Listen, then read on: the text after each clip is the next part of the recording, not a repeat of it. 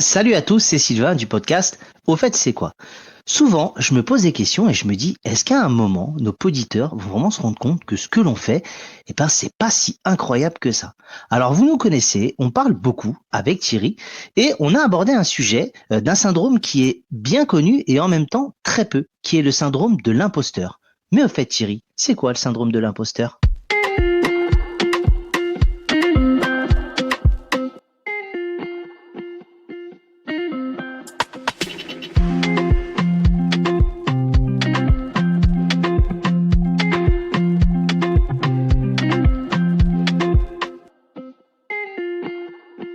Salut Sylvain, salut tout le monde. Alors effectivement, le syndrome de l'imposteur, on en parle pas mal et les raisons pour lesquelles on en parle régulièrement, on en parlera justement un petit peu plus tard dans l'épisode. Euh, Vous commencez à connaître les structures de nos épisodes, donc forcément je vais connaître par la définition, qu'est-ce que c'est le syndrome de l'imposteur. Donc en quelques mots, ce syndrome, c'est un phénomène psychologique dans lequel une personne, malgré ses réussites et ses compétences avérées, ne parvient pas à les attribuer à ses propres mérites. Donc en fait, elle a la conviction persistante d'être une fraude, c'est pour ça qu'on parle d'imposteur, hein, et vit dans la peur constante d'être démasquée comme incompétente. D'accord. Eh ben, tu vois, alors on en a déjà pas mal parlé. J'avais une partie de la réponse, mais je voyais ça sous un autre angle. C'était plus, là, en gros, c'est t'as des réussites et en gros, tu les minimises concrètement, quoi. Tu te dis, elles peuvent pas venir de moi.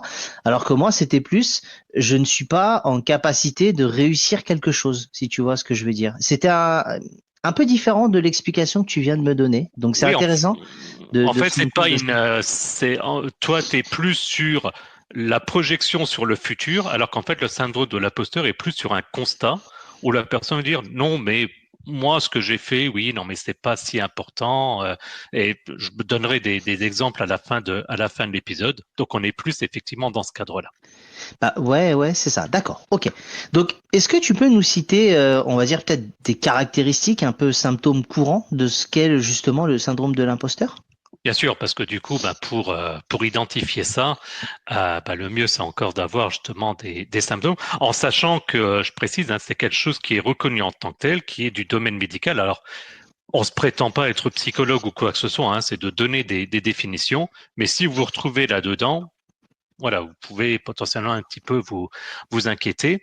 Donc, les personnes qui souffrent du coup de ce syndrome, elles manifestent souvent certains comportements et différentes pensées, comme par exemple le doute de soi omniprésent. Alors, avoir le doute de soi, il n'y a pas de souci avec ça, hein, par définition, on l'a tous, j'espère. Ouais, Mais omniprésent, c'est quand même gênant, puisque du coup, ces personnes-là remettent constamment en question leurs aptitudes et leur capacité à réussir.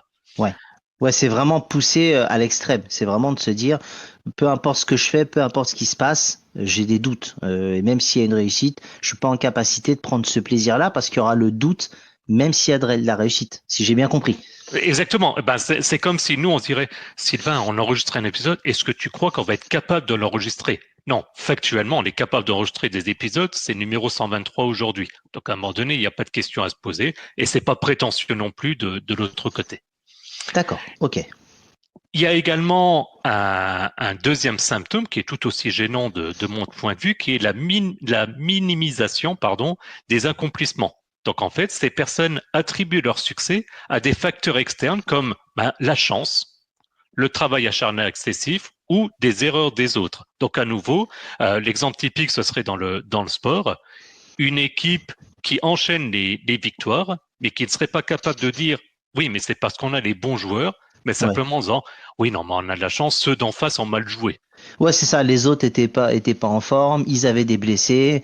Euh, on n'a pas non plus, on a travaillé plus que les autres, ce qui fait que à travail égal, on aurait sûrement perdu. D'accord. Ok, je vois. Exactement. Du coup, une conséquence de ça, c'est aussi la peur d'être découverte. Donc la crainte intense que les autres découvrent qu'ils ne sont pas aussi intelligents ou compétents qu'ils le paraissent. L'exemple qu'on donnait à l'instant dans le sport, de dire ouais, mais attendez, ça se peut d'un coup, on va plus avoir de chance et du coup, on va dégringoler au classement. Ouais. Oui, oui, oui. D'accord. Ouais, je vois. Donc ça génère aussi souvent, à mon avis, un perfectionnisme poussé à l'extrême. Exactement. Et je connais quelqu'un en l'occurrence que par définition je ne citerai pas, mais c'est exactement ce qui se passe. C'est que du coup cette personne-là, et donc les personnes sujettes à ce symptôme, ont tendance à se fixer des normes irréalistes et à considérer tout ce qui n'est pas parfait comme un échec. Ouais, je travaille avec une personne qui est comme ça Ah ben voilà. et qui effectivement est constamment dans l'idée de dire je dois maîtriser à 100%. Je me fixe des objectifs qui sont atteignables mais quand même très difficilement et sur la durée. Et si elle est juste en dessous, mais vraiment un pougnème, hein, ça va être j'ai pas fait assez. Et là, tu te dis, ben, regarde déjà tout ce que tu as fait, t'es au-dessus de tout le monde. Exactement. Et du coup, je suis un peu sûr que les deux symptômes suivants, elle en est certainement victime, à savoir la surcompensation, c'est-à-dire que pour pallier justement ce sentiment d'incompétence, eh ben, ces personnes peuvent travailler plus longtemps ou plus dur, conduisant au surmenage ou au burn-out, parce que forcément, à un moment donné, quand Bah les oui, personnes travaillent 15 heures par jour, c'est quand même compliqué à un moment donné à gérer, ouais. et se sentent obligés pour justement continuer à faire évoluer leurs compétences pour pas être vus comme des imposteurs. Et puis, ce qui, je pense, est quelque part encore pire, qui est l'évitement de l'aide, mais qui en même temps se comprend, parce que du coup, il y a une réticence à demander de l'aide ou à poser des questions par peur d'être jugé ou perçu comme ignorant. Parce que du coup, par rapport à ce qu'on a dit avant, si une personne lui dit oui, oui, oui, non, mais attends, tu plaisantes, tu as vu le niveau que tu as et la personne pose une question, le risque, c'est que le jugement se dire oh non, bah finalement, t'es pas aussi bonne que tu le paraissais. Ouais, c'est ça. Puis c'est un mal-être au final très auto-centré, dans le sens où tu vas anticiper tout ce que les autres peuvent dire, peuvent penser de toi. Tu as aussi le rapport à toi-même et tu peux pas arriver et te dire j'ai besoin d'aide parce que là, ça permet de découvrir toutes les failles que tu peux avoir. Alors qu'au final, souvent, ces demandes d'aide peuvent être même minimisés par l'autre. Enfin, minimisés dans le sens, t'inquiète pas, aucun problème, on va t'aider. Enfin, tu vois, Ouais. je pense Et qu'il y a puis des c'est gens juste normal. voilà, qui peuvent souffrir en silence et en faire une montagne, malheureusement, de choses qui ne le sont peut-être pas. Voilà, c'était juste une petite analyse psychologique, mais Tu viens de résumer exactement les conséquences. C'est-à-dire qu'à long terme, le syndrome de l'imposteur, il peut avoir un impact négatif sur l'estime de soi. Tu viens d'en parler, et la confiance en soi. Parce que du coup, ces personnes sont fragilisées par le cycle constant de doute et de dévalorisation. Du coup, en second effet, un souci sur la progression de carrière, parce que la peur de l'échec ou d'être démasqué, ça peut conduire à refuser des promotions ou à saboter ses propres chances de réussite. Tu le sais comme ouais. moi, tu as eu des promotions. À un moment donné, quand tu as des promotions, il faut quand même se vendre un minimum. Et quelqu'un qui a le syndrome de l'imposteur, combien même factuellement elle a des très bons résultats, si elle n'arrive pas à se vendre, c'est quand même compliqué. Ouais. Et par effet de bord de tout ça, la santé mentale, puisque ça peut entraîner des hauts niveaux de stress, d'anxiété et de culpabilité, qui par définition sont pas très bons pour la santé mentale. C'est sûr, c'est sûr. Donc, faites attention, s'il y a le moindre souci, n'hésitez pas à en parler. Je te disais tout à l'heure, Thierry, au final, que j'avais une partie de la bonne définition et que ce que tu m'as énoncé, je le voyais pas forcément exactement comme ça. Et pour en avoir parlé avec mon entourage, je pense qu'on est beaucoup à penser quelque chose qui n'est pas totalement la vérité. Est-ce que tu peux nous expliquer pourquoi justement il y a des erreurs de définition? Oui, absolument. Et c'est ça aussi qui a généré l'épisode, hein, parce que j'ai eu des cas aussi un peu équivalents. Euh, la principale explication, c'est la surmédiatisation qui a tendance à déformer le syndrome de l'imposteur, le confondant souvent avec d'autres concepts. Alors, parmi ces concepts, il y a, on en a parlé, le manque de confiance en soi. En fait, le syndrome de l'imposteur, c'est spécifique à la réussite. L'individu a réussi, mais pense que cette réussite est une fraude. Comme on l'a dit, un coup de chance, pas de compétence. Le manque de confiance, par définition, c'est autre chose. C'est on tente, mais on se dit je n'ose pas parce que je n'y arriverai pas. Donc c'est pas la même chose. Ouais, À pas mélanger non plus avec l'humilité, la modestie. Ça, du coup, l'humilité, c'est un choix social ou éthique. L'imposteur, il ne peut pas accepter la réussite en raison d'une anxiété profonde et de la peur d'être démasqué, alors que l'humilité ou la modestie, comme on l'a dit, c'est plus un trait de caractère. Et après, derrière, je pense que les personnes qui sont par exemple modestes vont tirer du plaisir à voir qu'ils ont réussi, chose que la personne victime de syndrome de l'imposteur n'aura pas. mm, Du coup, lié à ça, faut pas non plus hésiter avec le doute normal. Hein. Le doute normal, il est passager, il est lié à une situation nouvelle. Forcément, nous, quand on a lancé le podcast, on a eu des doutes, évidemment. Mais on s'est pas dit pour autant, on n'y arrivera jamais. Et on n'est pas non plus à se dire, encore aujourd'hui, à dire, non, mais laisse tomber, de toute façon, ce podcast ne sert à rien, n'apporte rien, puisque sinon, si c'était le cas, personne ne nous écouterait. C'est pour ça que je dis toujours à pas mélanger non plus avec la prétention. Ouais. Donc, il y a ces aspects-là, la faible estime de soi. Donc ça peut être plutôt une cause ou un facteur aggravant, mais le syndrome de l'imposteur, c'est un phénomène plus ciblé sur l'attribution externe de ses succès. Je me répète un peu, mais c'est important pour bien pouvoir cibler sur cet aspect-là. C'est important parce que je pense que la plupart des gens, justement, avaient une vision qui était un peu erronée de cette notion-là, d'attribution externe des succès. Et donc, tu répètes parce que il faut marquer justement cette différence-là. Exactement. Et du coup, donc le point essentiel à retenir, c'est que le syndrome de l'imposteur, ça ne concerne pas l'incapacité à faire des choses, mais l'incapacité à internaliser la preuve de la compétence après les avoir réussi. Donc c'est une action dans le futur par rapport à quelque chose qui est fait et non pas en amont. C'est donc l'anxiété que les autres vont découvrir que vous n'êtes pas ce qu'ils pensent que vous êtes, malgré les faits qu'on peut du coup constater. Ok, très bien. Et pourquoi on en parle plus? Parce que tu sais, t'as parfois des phénomènes comme ça qui, je suis pas sûr qu'à l'époque, je me trompe peut-être, la génération de mes parents, de mes grands-parents, pas sûr qu'il y ait vraiment cette notion-là. J'ai aucun souvenir, tu vois, d'en entendre parler. J'ai l'impression que depuis ma génération, on en parle de plus en plus, on le verbalise. Est-ce que tu sais pourquoi? Il y a des facteurs qui pourraient expliquer justement cette communication, on va dire? Alors, j'aurais pas la prétention de savoir pourquoi, mais en tout cas, en faisant Si, des recherches, j'ai eu quelques explications. Non, moi, là, j'ai c'est pas le confiance en syndrome de l'imposteur. moi, j'ai le syndrome de je crois tout ce que dit Thierry. Donc, j'ai une confiance absolue en toi, Thierry. C'est un nouveau syndrome. Ta vie ne Et, doit pas être simple tous les jours. et je vais même créer un groupe qui s'appelle Ayez un Thierry dans votre vie. Donc, tu vois, je vais dire très clairement, et le nom claque, hein. Ouais, j'avoue. Non, allez, plus sérieusement, en fait, il y a plusieurs facteurs qui expliquent l'attention accrue portée à ce syndrome. Je vais en citer deux principalement. La première, c'est, sans grande surprise, le changement dans le monde du travail. C'est-à-dire que les environnements professionnels actuels, ils sont souvent très compétitifs, axés sur la performance individuelle, et ça implique donc une comparaison sociale constante, notamment via évidemment les réseaux sociaux, sans grande surprise.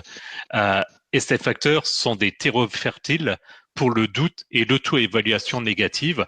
Je parlais des réseaux sociaux dans le même genre. Je pense je perds le terme, justement sur les réseaux sociaux, les influenceurs, voilà.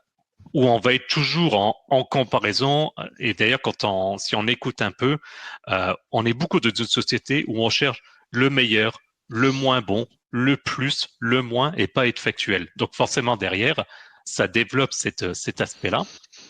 Et puis également, il y a la féminisation du sujet. En fait, bien que le syndrome, il touche évidemment tout le monde, donc aussi bien les hommes que les femmes, il a été en fait initialement étudié chez les femmes très performantes. Il est souvent mis en lumière dans le contexte des défis que rencontrent les femmes pour accepter leur succès dans des domaines traditionnellement masculins, élargissant ensuite la conversation. C'est comme tu disais, la génération de mes parents, tu n'avais pas ou très peu de femmes au sommet, par exemple, d'une entreprise du CAC 40. Ouais. Et quand Ouais. ça arrive, bah, tu peux avoir un effet naturel de dire oui, mais bon, j'ai eu de la chance, de reprendre finalement tout ce qu'on a décrit précédemment. Oui, parce que malheureusement, et ce n'était pas normal, mais à l'époque, il n'y avait pas de perspective d'évolution comme celle-ci. Maintenant qu'elles existent, effectivement, ces femmes-là peuvent ressentir ça. Ok, très bien. Moi, j'avais pas vu ça sous cet angle-là, mais c'est vrai. Est-ce que Thierry, tu as d'autres explications à nous communiquer ou est-ce qu'on peut parler à la rubrique, on va dire des anecdotes, des personnalités célèbres qui pourraient justement avoir ce syndrome de l'imposteur?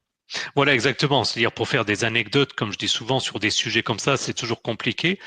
Et en fait, je me suis posé la question dans les personnalités célèbres à différents niveaux, qui pouvaient être victimes de ce syndrome, et en me disant, ça peut aussi faire réfléchir en disant, ah oui, ces personnes-là également ont été victimes, et ça peut permettre de se poser des questions. Et on va voir, il y a des hommes, il y a des femmes. Je vais commencer par exemple par le cinéma et la télévision en citant 3 personnes, je pense que tout le monde connaît. Tom Hanks, Kate Winslet et Jodie Foster. Oui, quand même, hein, c'est trois personnes quand même très connues, d'accord. Donc, elle souffre de ce syndrome-là. Est-ce que dans le cas de la musique, par exemple, Oui, l'exemple, et là, quand j'ai lu ça, je me suis dit, enfin, non, c'est pas possible que ces personnes tiennent ces discours-là, mais il y a en l'occurrence Lady Gaga, et elle a décrit se sentir comme une fraude malgré ses succès monumentaux. Imagine, dans une interview aujourd'hui, Lady Gaga qui dirait non, mais moi, au niveau de la musique, je suis une fraude. Et tout le monde dirait non, je crois pas. On n'aime pas, mais factuellement, sur les disques vendus, c'est ouais. difficilement discutable. Mais tu vois, je sais pour avoir entendu un peu d'histoire sur sa vie qu'elle avait été très malmenée, plus jeune, tu sais, limite harcelée. Est-ce Oui. que ça n'a pas généré en elle justement un sentiment un peu d'incompétence et ce qui fait que malgré son succès, elle se dit oh c'est pas possible que ça arrive. Enfin, il y a parfois différents terreaux fertiles hein, par rapport à ça. C'est tout à fait possible et je l'ai pas mis dans le conducteur, mais au niveau musique, par exemple, c'était très connu que Jacques Brel euh, se faisait vomir avant de monter sur scène, limite s'alcooliser comme pas permis, de par le stress. Donc là, on n'est pas tant sur le syndrome de l'imposteur, mais plutôt sur le stress. Mais effectivement, ça reste intimement lié. Euh, Dans d'autres domaines, en particulier les sciences, bon, je vais citer un tout petit scientifique qui effectivement n'a pas fait grand-chose non plus, hein, faut pas déconner. Allez, je cite quand même son nom histoire d'eux, un certain Albert Einstein. Je sais pas si ça dit quelque chose. Oui, vaguement. Voilà, Oui, quelques petites théories, on va dire. voilà. Un certain E égale MC2, mais bon, après, on va pas trop en parler. Exactement, c'est ça. Donc voilà. Au niveau politique, pareil. Alors, comme je dis à chaque fois, quand on parle politique, c'est pas une histoire de on n'apprécie pas, mais de prendre les choses factuellement. Michelle Obama, donc Ok. l'ancienne première dame aux États-Unis. Pareil, tu dis de tenir un discours de dire non, mais moi je suis pas à ma place, j'ai eu de la chance, etc. Je suis quand même pas super convaincu. Et enfin, dans le domaine du sport, une certaine Serena Williams qui a quand même été numéro 1 mondial pendant pas mal de semaines, etc. Ouais. Euh, C'est peut-être L'idée, même une des plus grandes tenniswomen de l'histoire. On peut le dire. alors, Je crois qu'en termes de palmarès, ça doit être la plus grande. oui, je pense bien, ou Mm. sinon, on n'en est pas très loin. Mais en fait, pourquoi est-ce que j'ai fait ces recherches-là et pourquoi est-ce que j'ai donné ces exemples? C'est justement le fait de montrer que ben, des personnes aussi brillantes et célèbres qu'on vient de citer souffrent de ce syndrome, soulignent en fait ben, 2 points fondamentaux. Le premier, c'est que le syndrome, il n'est pas lié à la compétence, parce que du coup, plus une personne est exposée et reconnue, plus la pression et la peur de ne pas être à la hauteur de l'image projetée peuvent être intenses. Et donc, ça renforce le cycle de l'imposteur. Et puis, l'attribution externe qui persiste, même un Oscar, un prix Nobel, Serena Williams, ou prendre la dernière qu'on parlait des trophées qu'on n'arriverait même plus à être comptés, en fait, ça peut être minimisé. Et du coup, on a par exemple des acteurs qui dira oui, c'était juste un rôle ou c'est de la chance. Alors oui, c'est juste un rôle. Certes, factuellement, c'est vrai. Mais en attendant, s'il y a des acteurs, c'est pour jouer des rôles, c'est pour faire des films. Et à un moment donné, factuellement, il y a des très grands acteurs, il y a des très grands sportifs, il y a voilà. Exactement. Ok, ben écoute, c'était très très intéressant. J'ai appris beaucoup de choses et j'aime bien le fait d'avoir trouvé ces noms-là parce que ça peut rassurer certaines personnes de se dire que certaines des personnes les plus influentes de l'histoire, hein, on peut citer Albert Einstein, souffraient aussi de ça et donc ça peut remettre aussi en perspective certaines visions. Et sachant que Est-ce pour que rappel, Albert Einstein était un cancre à l'école. Petit rappel. ouais. Ouais, exactement. Ouais, moi j'ai décidé de faire comme Albert Einstein, sauf qu'après j'ai décidé de m'arrêter et de ne pas faire de théorie scientifique. Voilà, c'est juste ça, la seule différence. Écoute, merci beaucoup Thierry. Est-ce que tu as d'autres éléments à nous communiquer ou est-ce qu'on peut passer au générique pour les différentes infos complémentaires? Eh ben non, pour moi, c'est tout bon pour cet épisode.